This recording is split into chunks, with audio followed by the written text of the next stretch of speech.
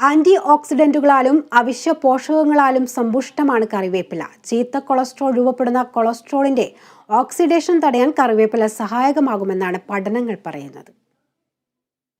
ധാരാളം പോഷക ഗുണങ്ങൾ അടങ്ങിയ ഒന്നാണ് കറിവേപ്പില.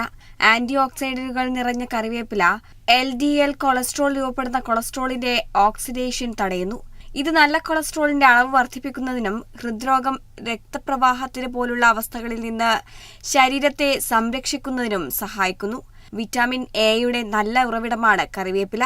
ഇത് കണ്ണിന്റെ ആരോഗ്യത്തിന് ഗുണം ചെയ്യും. പതിവായി കറിവേപ്പില കഴിക്കുന്നത് തിമിരം പോലുള്ള അവസ്ഥകളെ തടയാനും കാഴ്ച മെച്ചപ്പെടുത്താനും സഹായിക്കും.